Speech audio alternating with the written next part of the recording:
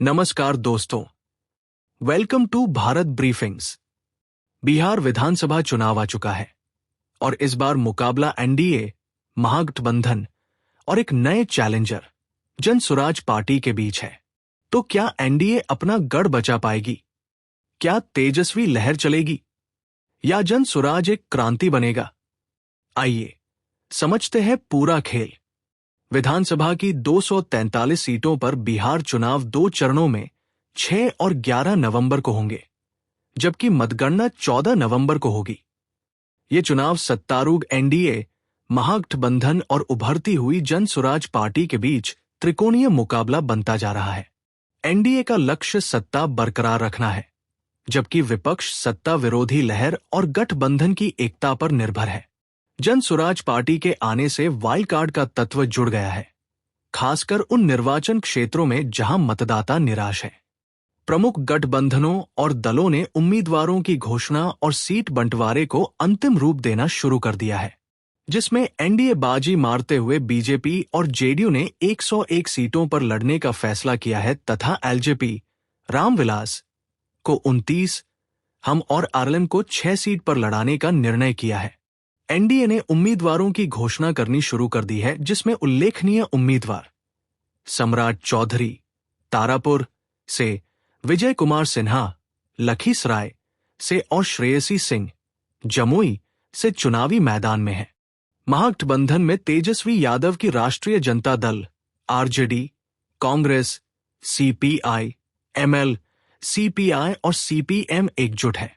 बिहार विधानसभा चुनाव के लिए महागठबंधन में राष्ट्रीय जनता दल, आरजेडी और कांग्रेस के बीच सीट बंटवारे को लेकर गतिरोध अभी भी नहीं सुलझ पाया है। कांग्रेस अब तक 18 उम्मीदवारों को मंजूरी दे दी है और बाकी को अंतिम रूप देने के लिए एक उपसमिति बनाई है। राजद अध्यक्ष लालू प्रसाद ने अपने उम्मीदवारों को पार्टी का चुनाव चिन्ह आवंटित करना शुरू कर दिया। प्रशांत किशोर की जन स्वराज पार्टी ने तेजस्वी के गढ़ राघोपुर से चंचल सिंह को उतारा है। प्रशांत किशोर ने भाजपा, जेडीयू, कांग्रेस, आप, वाईएसआरसीपी, डीएमके और टीएमसी सहित कई राजनीतिक दलों के लिए एक सफल राजनीतिक रणनीतिकार के रूप में काम किया है। उनका पहला बड़ा राजनीतिक अभियान 2011 में गुजरात के तत्कालीन मुख्यमंत्री नरेंद्र मोदी को गुजरात विधानसभा चुनाव 2012 में तीसरी बार सीएम कार्यालय में फिर से चुने जाने में मदद करने के लिए था। विधानसभा चुनाव में ओवैसी की पार्टी एमआईएम अब चौथे मोर्चे की तैयारी कर रही है। एआईएमआईएम का आरोप है कि महागठबंधन ने उन्हें जगह नहीं दी, इस वजह से वे अन्य छोटी पार्टियों के साथ मिलकर चुनाव लड़ेंगे। ओवैसी की पार्टी ने यहां तक कहा है कि वे 32 सीटों पर अपने उम्मीदवार उतारेंगे। बिहार चुनाव में एनडीए ने सीटों का संतुलित बंटवारा, युवा और महिला उम्मीदवारों को प्राथमिकता और एकजुटता का प्रदर्शन की रणनीति से चुनाव लड़ेगी।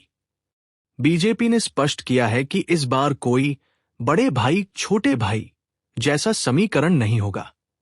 सभी दल समान स्तर पर काम करेंगे, जिससे सामूहिक रणनीति को बढ़ावा मिलेगा। टिकट वितरण में महिलाओं और युवाओं को प्राथमिकता सामाजिक प्रतिनिधित्व और नए वोटर्स को आकर्षित करेगा। चिराग पासवान, उपेंद्र कुशवाहा और नीतीश कुमार ने सार्वजनिक रूप से कहा है कि सभी मतभेद सुलझा लिए गए हैं। पीएम मोदी की मेरा बूथ सबसे मजबूत मुहिम के तहत एनडीए कार्यकर्ता बूथ स्तर पर सक्रिय है। तेजस्वी यादव ने आरजेडी को पारंपरिक मुस्लिम यादव समीकरण से आगे ले जाने की कोशिश कर रहे हैं।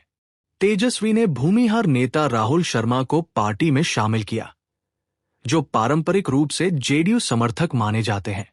उन्होंने कुशवाहा समाज के पूर्व सांसद संतोष कुशवाहा को आरजेडी में लाया। तेजस्वी ने घोषणा की है कि अगर सत्ता में आए तो हर परिवार को एक सरकारी नौकरी देने वाला कानून 20 दिनों में पास किया जाएगा और 20 महीनों में नौकरी दी जाएगी। बाहरी बनाम बिहारी नैरेटिव के साथ तेजस्वी यादव ने चुनावी बिगुल फूंक दिया है। कांग्रेस भी बिहार चुनाव में गठबंधन, आक्रामक प्रचार और उम्मीदवार चयन पर जोर दे रही है। प्रियंका गांधी की रैली और राहुल गांधी की सक्रियता से कांग्रेस ने बिहार में अपनी उपस्थिति को मजबूत करने की कोशिश की है। प्रशांत किशोर की जन स्वराज पार्टी ने संगठन निर्माण, वैकल्पिक राजनीति और मजबूत उम्मीदवारों की रणनीति को अपनाया है। वे खुद चुनाव नहीं लड़ रहे हैं ताकि पार्टी के अन्य प्रत्याशी प्रभावित न हों। किशोर का फोकस जमीनी स्तर पर संगठन खड़ा करने पर है, न कि सिर्फ चुनावी जीत पर। वे बिहार के हर जिले में जनसंवाद और पदयात्रा के जरिए जनता से सीधे जुड़ रहे हैं। किशोर ने कहा है कि अगर पार्टी को 150 से कम सीटें मिलती हैं, तो यह हार मानी जाएगी। जनमत सर्वेक्षणों में एनडीए और महागठबंधन के बीच कांटे की टक्कर बताते हुए केवल 1.6% का अंतर दिखाया गया है, जिससे संकेत मिलता है कि मतदान और अंतिम क्षणों में बदलाव के आधार पर चुनाव किसी भी ओर जा सकता है। दोनों गठबंधन कथित तौर पर आंतरिक तनाव का सामना कर रहे हैं, जिसका असर सीटों के बंटवारे और मतदाताओं को एकजुट करने पर पड़ सकता है। प्रशांत किशोर के नेतृत्व वाली जन सूरज पार्टी एक संभावित एक्स फैक्टर के रूप में उभर रही है। हालांकि ज्यादा सीटें जीतने की उम्मीद नहीं है। बिहार को अक्सर कम करके आंका जाता है, लेकिन इसकी विरासत और लचीलापन कहीं अधिक सम्मोहक कहानी बयां करते हैं। आर्थिक रूप से बिहार को अभी विकसित होना है। बिहार के लोग अपने साहस, बुद्धिमत्ता और सांस्कृतिक गौरव के लिए जाने जाते हैं। अगर आपको बिहार के चुनाव का ये ब्रेकडाउन पसंद आया हो, तो वीडियो को लाइक करें, कमेंट में अपनी राय बताएं और चैनल को सब्सक्राइब करें। धन्यवाद।